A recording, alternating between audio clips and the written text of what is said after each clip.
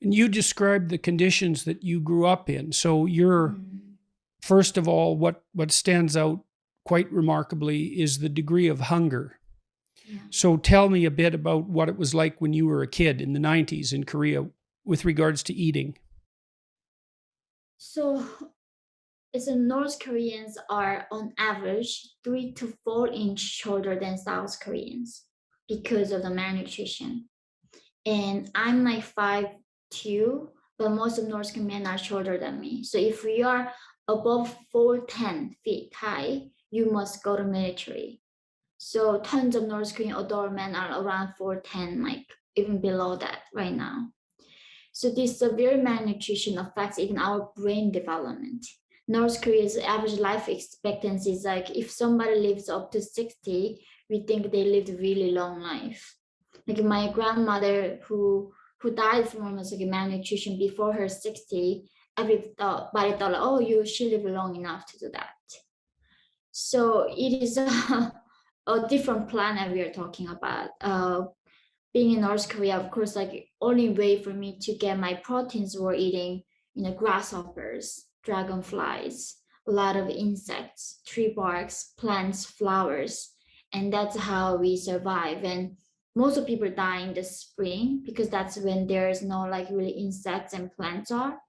And that's where every spring there's most of people dying and majority of people dying that time.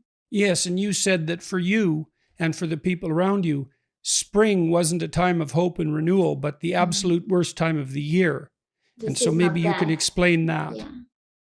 Yeah, so every spring I remember my skin should like cut off from the like vitamin lackness that I would get dizzy, and it's like season of death every spring. The people who couldn't wait until the summer so the plants grow, and that's when like we all know that tons of people gonna die. And I still remember I escaped in the spring in at the March of 2007.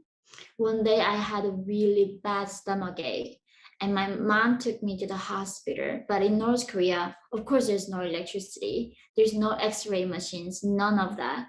Literally a nurse using 1 meter to inject every patient in the hospital.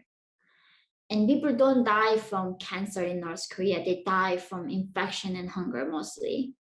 And the doctor literally told my mom that she has appendix. I think we gotta operate on her like right now in this afternoon. And they do not use anesthesia. It's a very like people don't use anesthesia in North Korea. So they would cut my belly open that afternoon, and I was fainting. And they said, "Oh, she just malnourished. She got some infection. She doesn't have any appendix."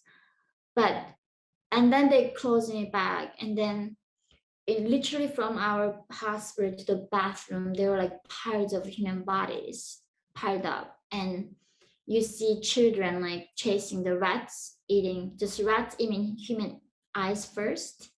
And then children catch these rats and they eat and they somehow die from, I don't know what it is.